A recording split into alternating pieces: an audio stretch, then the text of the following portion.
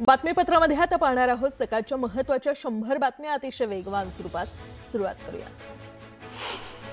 मुख्यमंत्री देवेंद्र फडणवीसांच्या नाशिक दौऱ्यापूर्वी विशेष खबरदारी घेण्यात आली आहे। शासकीय विश्रामगृहाची बॉम्ब शोधक पथकाकडून तपासणी करण्यात आली।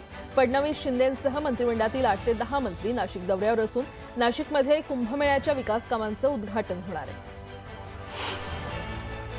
दिल्लीतील लाल किल्ला स्फोट प्रकरणाच्या तपासाला आता वेग आलाय। शाहींचा संबंध जैश-ए-मोहम्मदशी असल्याची माहिती एटीएस आणि एनआयएच्या तपासामध्ये समोर आली आहे। डॉक्टर शाहींची छायाचित्र, कागदपत्र देखील तपास यंत्रणांच्या हाती लागली आहेत। खेड नगरपालिकेच्या निवडणुकीसाठी महायुतीकडून पहिला उमेदवारी अर्ज दाखल झालाय। मंत्री योगेश कदम यांच्या उपस्थितीमध्ये शिवसेनेच्या माधवी बुटाला यांनी नगराध्यक्ष पदासाठी उमेदवारी अर्ज दाखल केला। डहाणूमध्ये शिंदेंच्या शिवसेनेनं अजित पवारांच्या राष्ट्रवादीला झटका दिलाय। राष्ट्रवादीचे पदाधिकारी रवींद्र फाटक यांनी शिवसेनेमध्ये प्रवेश केला। डहाणूचं नगराध्यक्ष पद मिळवण्यासाठी शिवसेनेकडून जोरदार मोर्चेबांधणी सुरू आहे। काँग्रेसला नाशिक जिल्ह्यामध्ये धक्का बसलाय। काँग्रेसचे माजी आमदार शिरीष कोतवाल भाजपमध्ये प्रवेश करणार आहेत। मुख्यमंत्री फडणवीसांच्या उपस्थितीमध्ये नाशिक इथे शिरीष कोतवाल भाजपमध्ये प्रवेश करतील। कोतवाल यांच्या भाजप प्रवेशानं चांदवड तालुक्यामध्ये राजकीय समीकरणं बदलणार आहेत। जालन्यामध्ये एकनाथ शिंदेंनी उद्धव ठाकरेंना धक्का दिलाय। शिवसेना उबाठाचे जिल्हाप्रमुख भास्कर आंबेकरांनी शिंदेंच्या शिवसेनेमध्ये पक्षप्रवेश केला। उपमुख्यमंत्री एकनाथ शिंदे यांच्या उपस्थितीमध्ये आंबेकरांनी पक्षप्रवेश केला। आंबेकर यांच्यासोबत शिवसेना उबाठाच्या शेकडो कार्यकर्त्यांनी शिंदेंच्या शिवसेनेमध्ये प्रवेश केला। यावेळी शिंदेंनी ठाकरेंवर टीका केली। स्थानिक स्वराज्य संस्थांच्या निवडणुकीमध्ये काही ठिकाणी दोन्ही राष्ट्रवादी एकत्र येतील अशा चर्चा रंगू लागल्या आहेत। मात्र या चर्चांना पूर्णविराम देत आमदार अमोल मिटकरींनी असा प्रस्ताव आला नसल्याचं सांगितलंय। याबाबत अजित पवार निर्णय घेतील असं देखील मिटकरी म्हटलंय। मराठा आंदोलक मनोज जरांगे यांच्या घातपाताचा कट रचल्याप्रकरणी अटकेत असलेल्या अमोल खुणे आणि दादा गरुड यांच्या पोलीस कोठडीमध्ये 2 दिवसांची वाढ करण्यात आली आहे। तर कांचन साळवी याला देखील 2 दिवसांची पोलीस कोठडी सुनावण्यात आली आहे। मनसेचे माजी आमदार राजू पाटलांच्या भावाच्या घरी ईडीनं धाड टाकली। डोंबिवलीतील राहत्या घरी आणि कार्यालयामध्ये ईडीनं धाड टाकली। राजू पाटलांचे भाऊ विनोद पाटलांवर आर्थिक घोटाळ्याचा आरोप करण्यात आलाय। तर या प्रकरणाची ईडीकडून चौकशी सुरू आहे।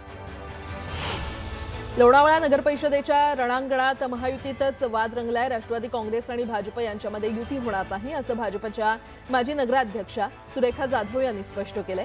एकीकडे मुंबईमध्ये मुख्यमंत्री देवेंद्र फडणवीसांच्या अध्यक्षतेखाली मावळमध्ये स्थानिक स्वराज्य संस्थांच्या निवडणुकीत युती करण्यावर शिक्कामोर्तब केला जातो, तर दुसरीकडे या युतीला लोणावळ्यामध्ये भाजपचे पदाधिकारी विरोध करतायत। रायगड जिल्ह्यामध्ये प्रहार पक्ष निवडणूक लढणार आहे। जिथे आमची तयारी तिथे जोमानं लढू असा निर्धार बच्चू कडूंनी केलाय। दिल्ली कार स्फोटानंतर महाराष्ट्र एटीएस ऍक्शन मोडवर आलंय। मुंबईनंतर एटीएसनं कुर्ल्यातही छापेमारी केली। मुंबईतून एटीएसनं इब्राहिम आबादीला ताब्यात घेतलं। रायगड जिल्ह्यातल्या म्हसळा तालुक्यातील संदेरी गावातील शेत शिवारात बिबट्याची 2 पिल्लं आढळून आली। शेताच्या बांधावर गवत कापण्यासाठी गेलेल्या काही स्थानिक शेतकऱ्यांना ही पिल्लं दिसून आली। मुंबई आणि रायगड जिल्ह्याला जलमार्गाने जोडणारा अलिबागमधील मांडवा परिसरातील पूल आणि पाईल जेट्टी कमकुवत झाली आहे। दररोज हजारोंच्या संख्येनं या पाईल जेट्टीवरून नागरिक प्रवास करत असतात। दरम्यान पुलाच्या कामाबाबत मंत्री नितेश राणेंनी आदेश दिले असून लवकरच काम सुरू होईल असा विश्वास प्रदेश सरचिटणीस भाऊ साळुंखे यांनी व्यक्त केलाय। बुलढाणा जिल्ह्यातील जयरामगड इथे वन्य प्राण्यांनी धुडगूस घातला। काढणीला आलेली पिकं वन्य प्राण्यांनी नष्ट केली आहेत। त्यामुळे शेतकरी आर्थिक संकटात सापडला असून शेतकऱ्यांनी मदतीची मागणी केली आहे। संजय गांधी राष्ट्रीय उद्यानातील वनमजुरांनी आपल्या समस्या आणि अन्यायकारक वागणुकीविरोधात अखेर आवाज उठवला। आपल्या समस्या आणि विविध मागण्यांचं निवेदन देण्यासाठी वनमजूर गेले, मात्र निवेदन स्वीकारण्यासाठी एकही अधिकारी उपलब्ध नाही। दरम्यान मागण्यांकडे तातडीनं लक्ष न दिल्यास आंदोलनाचा इशारा देण्यात आला। गडचिरोली जिल्हा प्रशासनामध्ये दुसऱ्या फळीतील अधिकाऱ्यांकडून सुरू असलेल्या अनागोंदी कारभाराला चाप बसवण्यासाठी मोठे फेरबदल करण्यात आले। वादग्रस्त निवासी उपजिल्हाधिकारी सुनील सूर्यवंशी यांची उचलबांगडी करण्यात आली असून 2 नव्या अधिकाऱ्यांची नियुक्ती करण्यात आली आहे। पवईमध्ये मननिसारण टाकी स्वच्छ करताना गुदमरून दोघांचा मृत्यू झालाय, तर एक कामगार गंभीर असल्याची माहिती पोलिसांनी दिली आहे। जखमी कामगारावर हिरानंदनी रुग्णालयामध्ये उपचार सुरू आहेत। धुळे सोलापूर राष्ट्रीय महामार्गावरील बीडच्या मंजरी फाट्याजवळ तांदळाची वाहतूक करणारा ट्रक उलटला। चालकाचा ताबा सुटल्याने अपघात झाल्याची प्राथमिक माहिती असून या अपघातात 1 जण जखमी झालाय। देहू पोलिसांकडून चोरीला गेलेले 70 मोबाईल मूळ मालकांना परत करण्यात आले। चोरीला गेलेले मोबाईल परत मिळवण्यासाठी सायबर सेल आणि स्थानिक पोलिसांच्या तांत्रिक पथकाने महत्त्वाची भूमिका बजावली।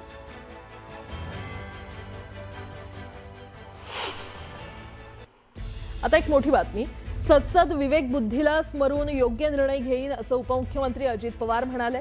अंजली दमानिया यांच्या आरोपांना अजित पवार यांनी हे प्रत्युत्तर दिलेलं आहे। पुणे जमीन खरेदी गैरव्यवहार प्रकरणावरून अंजली दमानिया यांनी उपमुख्यमंत्री अजित पवारांच्या राजीनाम्याचीच मागणी केली। त्यासोबत चौकशी समितीमध्ये 6 पैकी 5 सदस्य हे पुण्यातले आहेत आणि अजित पवार हे उपमुख्यमंत्री आणि पुण्याचे पालकमंत्री आहेत, त्यामुळे निष्पक्ष चौकशी कशी होणार असा अंजली दमानिया यांनी सवाल केला।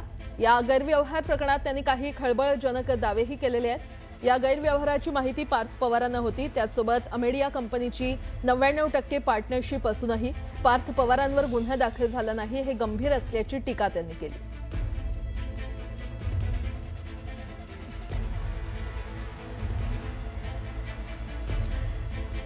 तर सर्वात आधी आपण पाहूयात अंजली दमानिया काय म्हटल्या होत्या।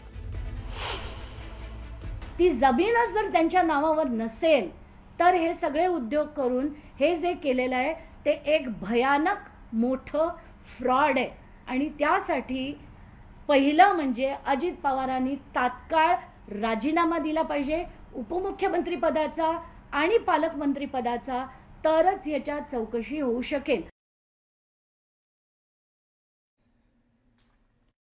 तर दमानिया यांनी राजीनाम्याची मागणी केल्यानंतर अजित पवारांनी काय प्रत्युत्तर दिलंय ते आता पाहूयात।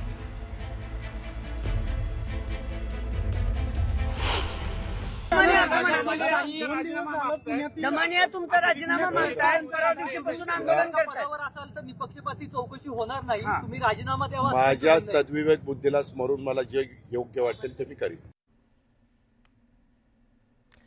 पुन्हा एकदा बातम्या पाहणार आहोत वेगवान स्वरूपात। पुढील 2 ते 3 दिवसात मध्य प्रदेश आणि छत्तीसगडच्या काही भागात थंडीची लाट येण्याची शक्यता आहे आणि त्यामुळे उत्तर महाराष्ट्र आणि विदर्भात रात्रीचं तापमान कमी होण्याची शक्यता आहे। जळगावात तीव्र थंडीची लाट असून नाशिक आणि यवतमाळ थंडीच्या लाटेकडे झुकते। शिवसेना आणि राष्ट्रवादी काँग्रेसच्या दोन्ही गटांमधील पक्ष आणि निवडणूक चिन्हाच्या मुद्द्यावर 21 जानेवारी 2026 रोजी अंतिम सुनावणी होणार आहे आणि त्यामुळे आगामी स्थानिक स्वराज्य संस्थांच्या निवडणुका उद्धव सेनेला मशाल चिन्हावर तर राष्ट्रवादी शरद पवार गटाला तुतारी या चिन्हावरच लढवावे लागणार आहेत।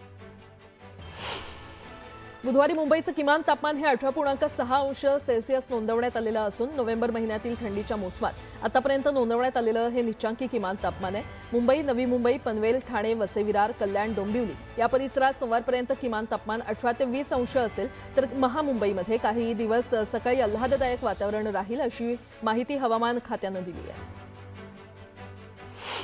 चांदीच्या भावात सलग तिसऱ्या दिवशी भाववाढ झाली आहे। बुधवारी चांदी 2000 रुपयांनी वधारून 1,58,500 रुपयांवर पोहोचली, तर सोन्याच्या भावात 500 रुपयांची घसरण होऊन ते 1,23,800 रुपयांवर आले।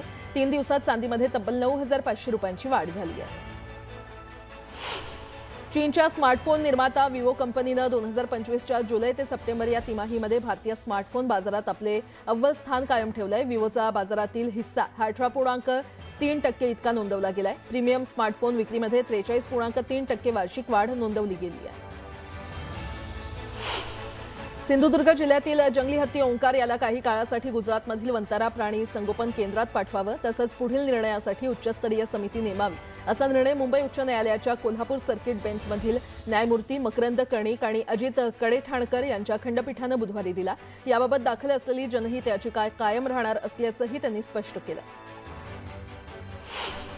गोंदिया जिल्ह्यामध्ये निवडणुकीसाठी उमेदवारी अर्ज दाखल करण्याची प्रक्रिया 10 नोव्हेंबरपासून सुरू झाली आहे। मात्र पंचायतसाठी एकाही उमेदवारानं अर्ज दाखल केला नव्हता, तर नगर परिषदेमध्ये नगरसेवक पदासाठी एक उमेदवारानं अर्ज दाखल केल्यानं इथे उमेदवारी अर्ज दाखल करण्याचं खातं उघडलं। जळगावच्या अमळनेर शहर परिसरात दुचाकी चोरीचा मालिकेचा पर्दाफाश झालेला आहे। नंदुरबार जिल्ह्यातील दुर्गम जंगल परिसरातून 2 संशयितांना पकडून तब्बल 15,63,000 रुपये किमतीच्या 24 चोरीच्या मोटारसायकल्स हस्तगत केलेल्या आहेत। या कारवाईमुळे आंतरजिल्हा वाहनचोर टोळीचं मोठं रॅकेट उघडकीस आलंय। मावळ येथील कोंडेश्वर येथून निघालेल्या आदिवासी दिंडी सोहळ्याचं वाहन गावातील महादेव मंदिरात जल्लोषात स्वागत करण्यात आलं। जाखोबा वाडेकर आणि परिवार यांच्या पुढाकारातून वारकऱ्यांची सेवा करण्याची परंपरा यंदाही कायम ठेवण्यात आली आहे।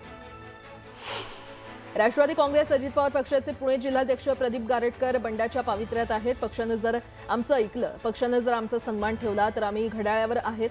पक्षानं आम्हाला कोल्लं तर आम्ही सुद्धा पक्षाला कोल्ल्याशिवाय राहणार नाही, असा इशारा प्रदीप गारटकर यांनी दिलाय. दिल्ली बॉम्बस्फोटानंतर मुंबई पोलीस अधिक सतर्क झालेत. अशा परिस्थितीमध्ये पोलिसांनी काय करावं आणि काय करू नये, कुणावर काय जबाबदारी असेल याबाबत एसओपी तयार केली आहे. प्राथमिक तयारी, प्रत्यक्ष कृती आणि कारवाई, प्रसार माध्यमांचं नियोजन आणि घटनेनंतरची परिस्थिती या 4 टप्प्यात ही एसओपी विभागलेली आहे. त्यानुसार सर्वांना सूचना करण्यात आल्या. मुद्रांक शुल्कामध्ये माफी मिळालेल्या प्रत्येक दस्ताची दरमहा नियमित तपासणी करणं सर्व दुय्यम निबंधक आणि मुद्रांक जिल्हाधिकाऱ्यांना बंधनकारक करण्यात आले. राज्य सरकारकडून देण्यात येणाऱ्या माफी सवलतीचा गैरवापर रोखण्यासह महसूल हानी टाळण्यासाठी नोंदणी आणि मुद्रांक विभागानं स्पष्ट निर्देश दिले. यासोबतच इतरही काही महत्त्वाच्या बातम्या आपण पाहणार आहोत. तुर्तास एक छोटासा ब्रेक घेऊन लगेचच परत येतोय. पाहत रहा न्यूज 18 लोकमत.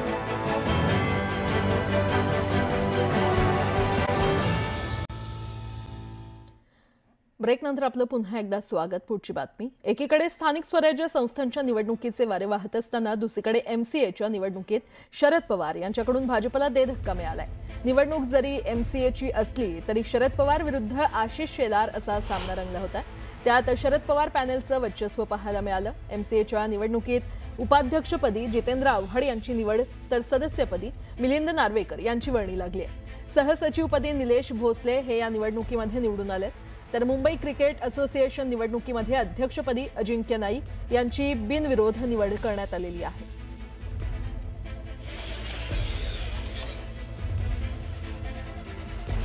ह्या मुंबई क्रिकेट असोसिएशनच्या प्रत्येक क्लब सेक्रेटरी, वुमेन क्रिकेटर्सचा सर्वांचा विजय आहे. मैदानामध्ये खेळणाऱ्या प्रत्येक खेळाडूचा विजय आहे.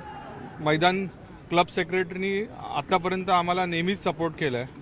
माननीय मुख्यमंत्री असतील, माननीय पवारसाहेब असतील, यांच्या पॉवरफुल पाठिंब्यामुळे आमच्या पूर्ण गटाचा विजय झाला आहे. आशिष शेलारांच्या मार्गदर्शनाखाली आम्ही ही निवडणूक लढत होतो. या सर्वांनीच आम्हाला या निवडणुकीत मदत केली आहे.